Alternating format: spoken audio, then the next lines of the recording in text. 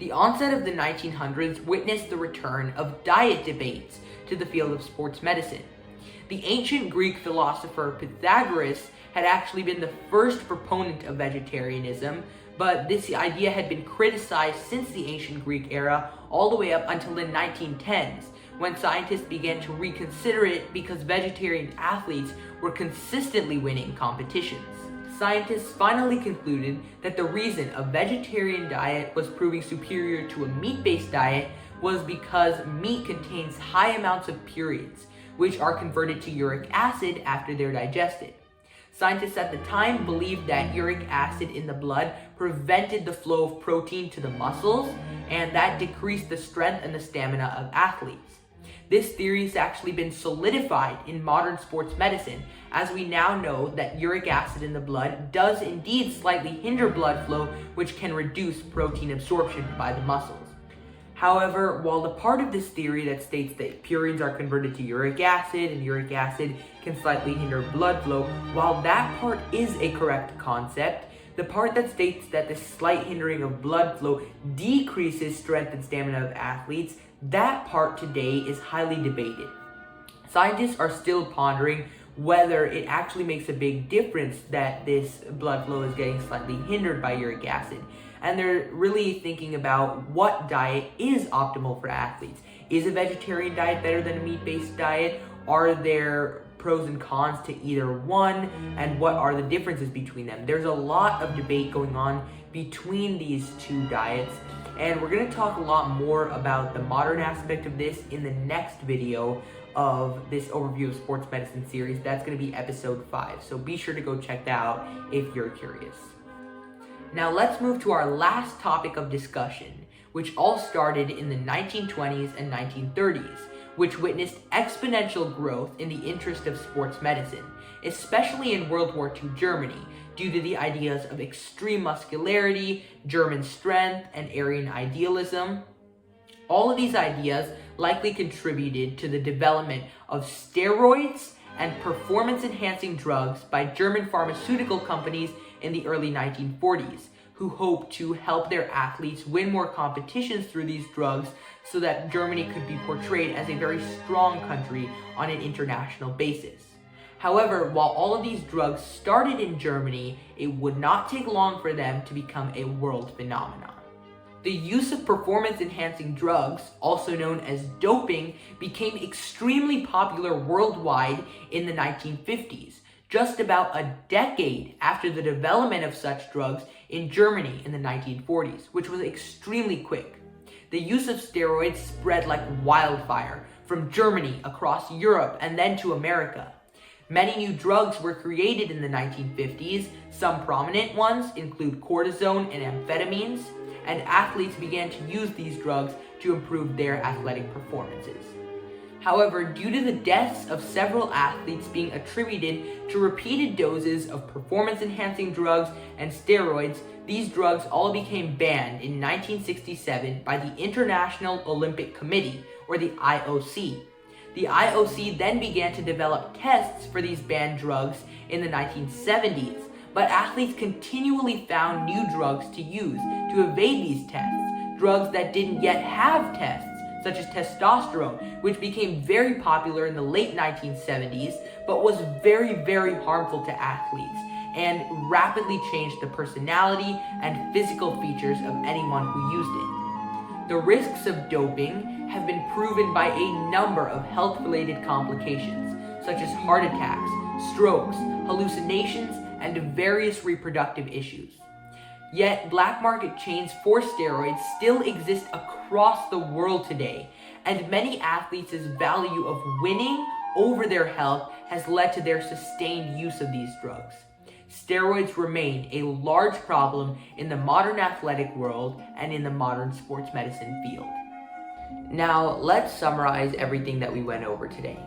We started off by discussing the 200-year time period between the early 1600s at the end of the Renaissance and the 1800s, in which sports medicine greatly declined.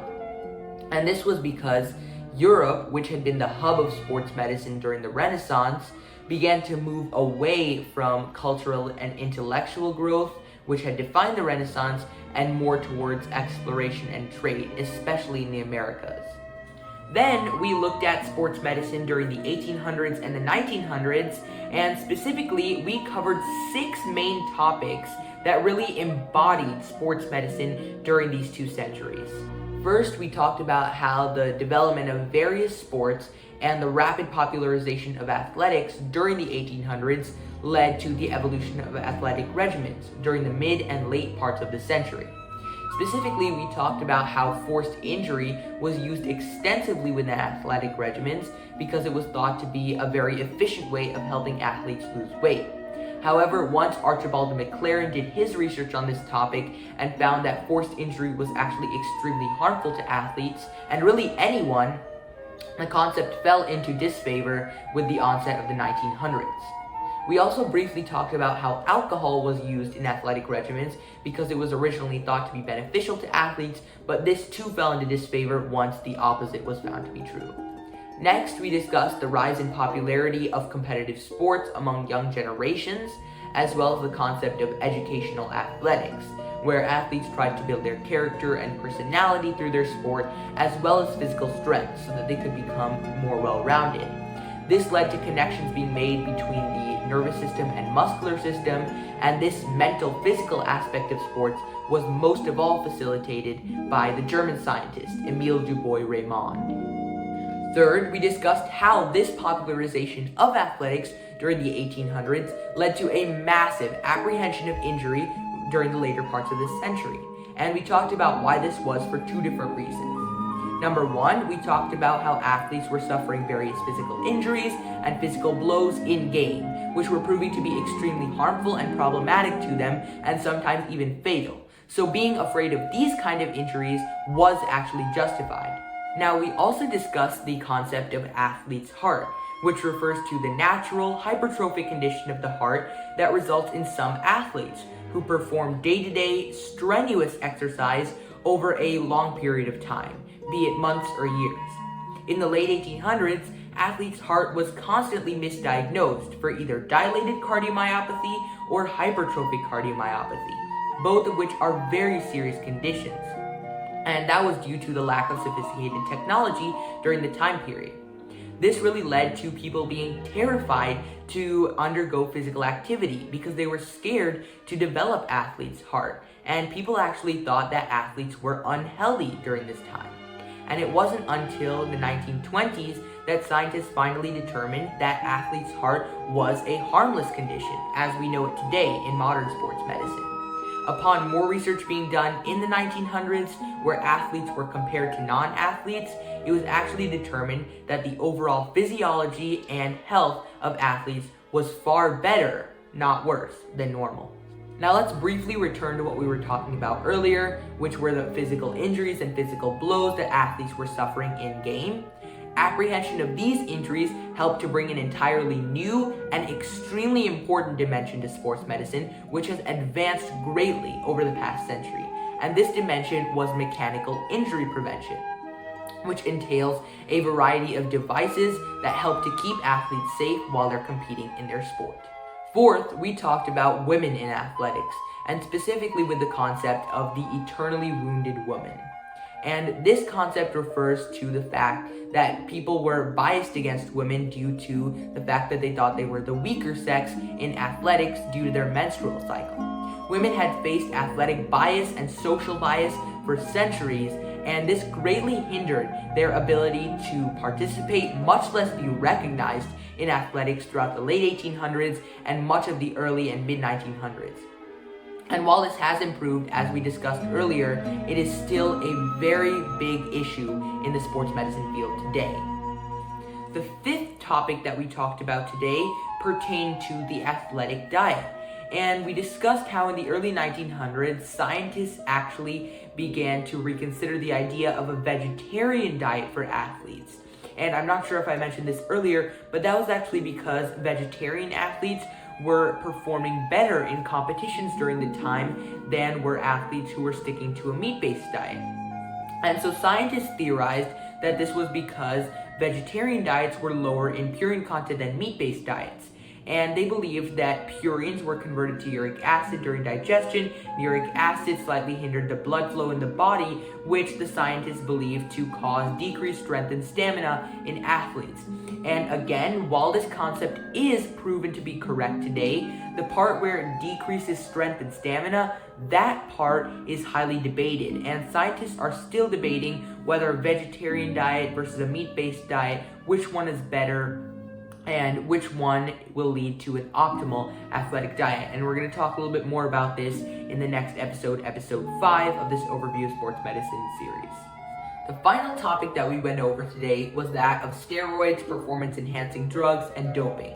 It all started in the early 1940s when German pharmaceutical companies began to produce these drugs to help German athletes and to help Germany win more competitions so they could be portrayed in a better light on a worldwide basis during World War II.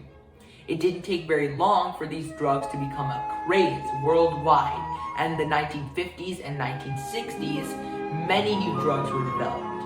However, the International Olympic Committee, or the IOC, in 1967 banned these drugs and then began to develop tests to ensure that athletes weren't using these drugs during competition during the 1970s.